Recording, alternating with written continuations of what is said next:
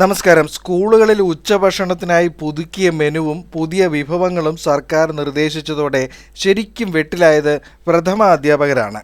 നേരത്തെ നടന്നുകൊണ്ടിരുന്ന മുട്ടയും പാലും അടങ്ങുന്ന പോഷകാഹാര പദ്ധതി തന്നെ പ്രതിസന്ധിയിലായിരിക്കെയാണ് പൊതുവിദ്യാഭ്യാസ വകുപ്പ് ഫ്രൈഡ് റൈസും ബിരിയാണിയും ഉൾപ്പെടുന്ന സമൃദ്ധമായ മെനു ഇപ്പോൾ തയ്യാറാക്കിയിരിക്കുന്നത്. കേൾക്കാൻ വളരെ സുഖമുള്ള കാര്യമാണെങ്കിലും ഇതിൻ്റെ ചിലവിൻ്റെ കാര്യത്തിലാണ് ഇനി വരും നാളുകളിൽ വലിയ കോലാഹലങ്ങൾ ഉണ്ടാകുവാൻ പോകുന്നത്. പാചകവാതകം, സാധനങ്ങളുടെ കടത്തുകൂലി, പച്ചക്കറി, പലവ്യഞ്ജനം എന്നിവ ഉൾപ്പെടെ ലോവർ പ്രൈമറിക്ക് കുട്ടി ഒന്നിന് 6.78 രൂപയും UPക്ക് 10.17 രൂപയുമാണ് തുക അനുവദിച്ചിരിക്കുന്നത്. ഉച്ചഭക്ഷണത്തിന് 60% കേന്ദ്ര വിഹിതവും 40% സംസ്ഥാന വിഹിതവുമാണ്. എന്നാൽ പോഷകാഹാര പദ്ധതി സംസ്ഥാനത്തിൻ്റെതാണ്. 1 ലിറ്റർ പാലിന് 58 രൂപ വിലയുള്ളപ്പോൾ സർക്കാർ നൽകുന്നത് 52 രൂപയാണ്. നിലവിൽ 8 രൂപയോളം വരുന്ന മുട്ടയ്ക്ക് 6 രൂപയാണ് നൽകുന്നത്. ഒരു കുട്ടിക്ക് ആഴ്ചയിൽ 300 മില്ലി ലിറ്റർ പാലാണ് നൽകുന്നത്. ഇതിനായി 15.60 രൂപയാണ് നൽകുന്നത്. വിപണിയിലെ വില 17.40 ചുരുക്കി പറഞ്ഞാൽ രണ്ടിനും കൂടി പ്രഥമാധ്യാപകർ ഓരോ കുട്ടിക്കും 4 രൂപയിലേറെ കയ്യിൽ നിന്നും നൽകേണ്ടി വരികയാണ്. ഇപ്പോൾ പുതുക്കിയ മെനുവിനനുസരിച്ച് ഫണ്ട് കൂടി അനുവദിക്കണം എന്ന ആവശ്യവുമായി അധ്യാപകർ രംഗത്തെത്തിയിരിക്കുകയാണ്. ഇപ്പോൾ തന്നെ ഉച്ചഭക്ഷണത്തിനുള്ള ഫണ്ട് പ്രഥമാധ്യാപകർ കോടതിയിൽ കേസ് നടത്തിയാണ് വാങ്ങുന്നത്. അതിനിടയിലാണ് കുട്ടികൾക്ക് ബിരിയാണിയും ഫ്രൈഡ് റൈസും പുലാവും ഒക്കെ നൽകണം എന്ന മന്ത്രിയുടെ നിർദ്ദേശം വന്നിരിക്കുന്നത്. പുതുക്കിയ മെനു പ്രകാരമുള്ള ഭക്ഷണം കൊടുത്തേ മതിയാകൂ എന്ന് മന്ത്രി പറഞ്ഞതോടെ നടത്തിപ്പ് ചുമതലയുള്ള അധ്യാപകർ പ്രതിസന്ധിയിലായിരിക്കുകയാണ്. ഉച്ചഭക്ഷണത്തിൻ്റെ പേരിൽ പല പ്രഥമാധ്യാപകരും കടക്കെണിയിലാണെന്നതാണ് മറ്റൊരു വസ്തുത. സംസ്ഥാനത്ത് അൺഎയ്ഡഡ് ഉൾപ്പെടെ 9807 LP UP സ്കൂളുകളാണ് ഉള്ളത്. ചില ഹയർ സെക്കൻഡറി ഹൈസ്കൂളുകളിലും LP UP വിഭാഗങ്ങളുണ്ട്. അങ്ങനെ ഏതാണ്ട് 10,000-ഓളം സ്കൂളുകളിലാണ് ഉച്ചഭക്ഷണ പദ്ധതി നടപ്പാക്കി വരുന്നത്. കുറച്ച് സ്കൂളുകളിൽ പ്രാദേശികമായുള്ള പിരിവും സംഭാവനകളും പൂർവ്വ വിദ്യാർത്ഥികളുടെ സഹായം എന്നിവയൊക്കെ ലഭിക്കുന്നുണ്ട്. ബാക്കി എല്ലായിടത്തും ഫണ്ട് ഇല്ലാത്തത് വെല്ലുവിളിയായി തുടരുകയും ചെയ്യുന്നു. ഇതിനെതിരെ അധ്യാപക സംഘടനകൾ രംഗത്തു വന്നിരുന്നു. പ്രാദേശികമായി പിരിവ് നടത്തി ചിലവ് കണ്ടെത്തുവാനാണ് മന്ത്രി നിർദ്ദേശിച്ചത്. പിന്നീട് ശമ്പളത്തിൽ നിന്നെടുത്ത് ചിലവാക്കുവാനും നിർദ്ദേശിച്ചു. അധ്യാപക സംഘടനകളെല്ലാം കടുത്ത പ്രതിഷേധത്തിലുമാണ്. പുതിയ മെനു നടപ്പിലാക്കണമെങ്കിൽ LP വിഭാഗത്തിന് 12 രൂപയും UP വിഭാഗത്തിന് 14 രൂപയും ഓരോ കുട്ടിക്ക് അനുവദിക്കുവാൻ സർക്കാർ തയ്യാറാകണമെന്ന നിർദ്ദേശവും അധ്യാപക സംഘടനകൾ മുന്നോട്ട് വയ്ക്കുകയാണ്. ഭക്ഷണ മെനു പുതുക്കിയതോടെ സർക്കാർ കയ്യടി നേടിയെങ്കിലും ഇതിനിടയിൽ മറന്നുപോകുന്ന മറ്റൊരു വിഭാഗമാണ് പാചക തൊഴിലാളികളുടെ പ്രശ്നങ്ങൾ. പുതിയ മെനു കൂടി വന്നതോടെ അവരുടെ അധ്വാന ഭാരവും ഇരട്ടിക്കുകയാണ്.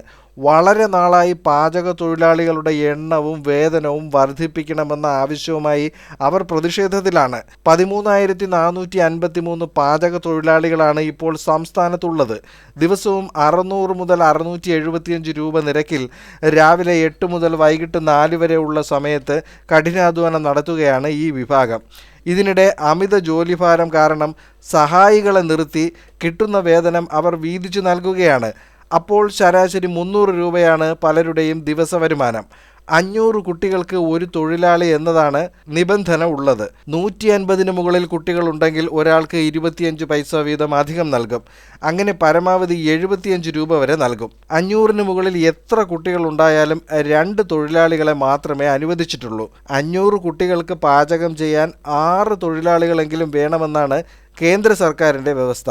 ഇവിടെ ജോലിഭാരം കണക്കിലെടുത്ത് 2010 മുതൽ 2019 വരെ 50 രൂപ വീതം സർക്കാർ വർദ്ധിപ്പിച്ചിരുന്നു. സർക്കാർ നിയോഗിച്ച വിദഗ്ധ സമിതിയുടെ നിർദ്ദേശങ്ങൾ പ്രകാരമാണ് പുതിയ മെനു സ്കൂളിൽ ഇപ്പോൾ തയ്യാറാക്കിയത്.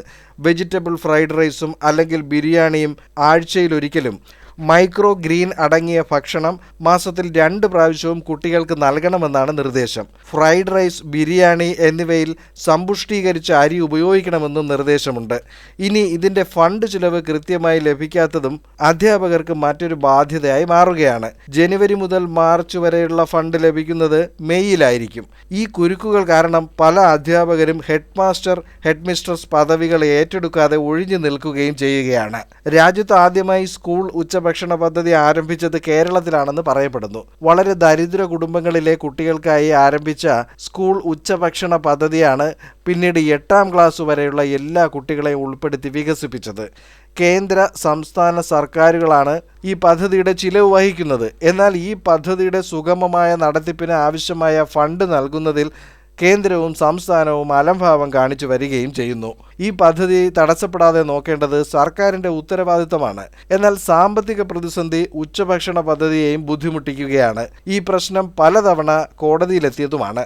ഇതിൻ്റെ ചുമതലയുള്ള മുതിർന്ന ഉദ്യോഗസ്ഥനെ വിളിച്ചു വരുത്തുന്ന ഉത്തരവ് പോലും കോടതി പുറപ്പെടുവിച്ചിരുന്നു. കുടിശ്ശിക നാൾക്കുനാൾ വർദ്ധിക്കുന്നതും പദ്ധതിയുടെ വിശ്വാസ്യതയെ തകർക്കുകയാണ്. അതിനോടൊപ്പം കേന്ദ്ര സർക്കാരിൻ്റെ നിബന്ധനകൾക്ക് അനുസരിച്ച് പ്രവർത്തിക്കുവാൻ സാധ്യമല്ല എന്ന കാരണത്താൽ PM ശ്രീ പദ്ധതിയിൽ ചേരില്ല എന്ന നിലപാടിൽ സംസ്ഥാനം ഉറച്ചു നിൽക്കുന്നതോടെ കേന്ദ്രത്തിൽ നിന്നുള്ള സഹായവും ലഭിക്കാതെ പോകുകയാണ്. അങ്ങനെ മൊത്തത്തിൽ നോക്കിയാൽ നല്ല അടിപൊളി മെനു ഉണ്ടെങ്കിലും അത് വരുന്ന ആളുകളിൽ എങ്ങനെ നടപ്പിലാക്കിയെടുക്കും എന്നത് കാത്തിരുന്ന് കാണേണ്ട വിഷയം തന്നെയാണ്. മറ്റൊരു വാർത്താവിശേഷവുമായി അടുത്ത വീഡിയോയിൽ വീണ്ടും കാണാം.